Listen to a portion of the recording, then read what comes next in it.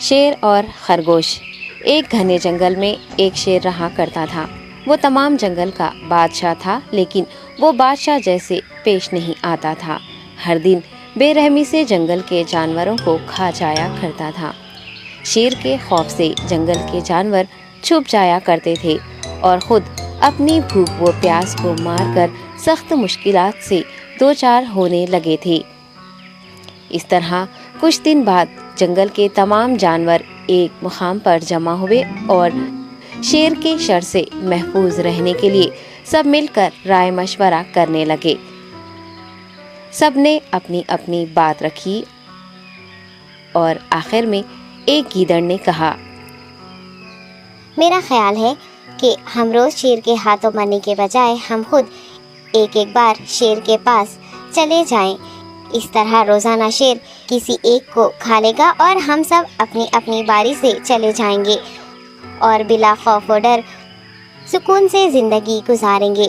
گیدڑ کے مشورے پہ تمام جانور رضامند ہو گئے۔ ایک بندر نے کہا، ٹھیک ہے، تمہاری بات بالکل درست ہے۔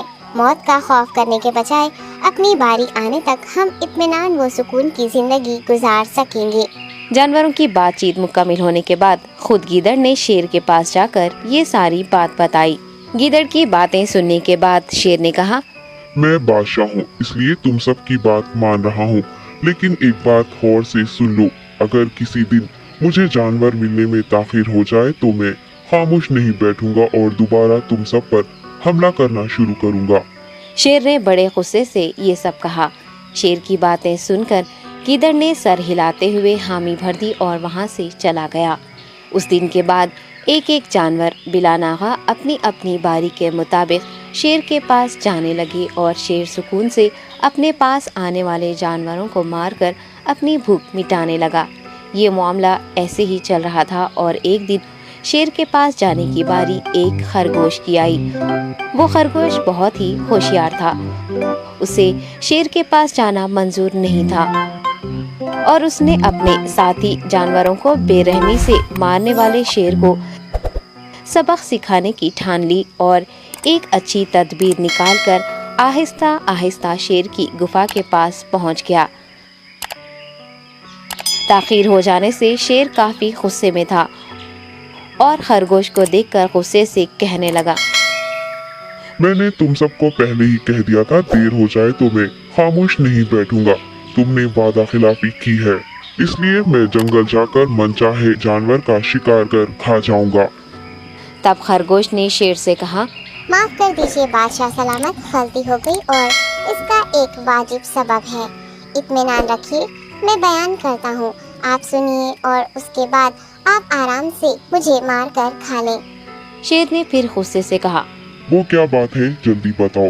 خرگوش نے کہا، بادشاہ سلامت، میں آپ کے پاس آ رہا تھا اور راستے میں مجھے ایک شیر مل گیا اور مجھے مارنے کے لیے آگے بڑھنے لگا۔ میں نے آپ کی بہادری کی بات اس شیر کے سامنے رکھی، لیکن وہ شیر آپ کے بارے میں بہت برا بھلا کہنے لگا۔ یہ سن کر میں نے غصے سے کہا، تم ہمارے جنگل کے نہیں ہو، ہمارے بادشاہ کے بارے میں ایسی باتیں مت کہو۔ یہ سن کر وہ شیر مجھ پر حملہ کرنے کے لیے تیار ہو گیا۔ یہ دیکھ کر میں نے کہا، تم مجھے مارو گے تو ہمارے بادشاہ تمہیں ہرگز نہیں بخشیں گے۔ تب اس شیر نے کہا، تمہارا بادشاہ میرا کیا کر لے گا؟ میں نے کئی ہاتھیوں کو اپنے پنجے سے مار گرایا ہے۔ تمہارا بادشاہ ہو یا کوئی اور ہو، میرے ہاتھوں بچ نہیں سکتا اور میرے سامنے کوئی ٹک نہیں سکتا۔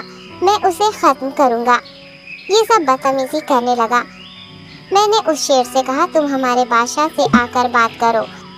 تب اس نے فخر سے کہا، میں کیوں آؤں؟ تمہارے بادشاہ میں دم ہے تو اسے ہی یہاں لے کر آؤ۔ یہ کہہ کر مجھے دبانے لگا۔ بادشاہ سلامت، اسی لیے آنے میں تاخیر ہو گئی۔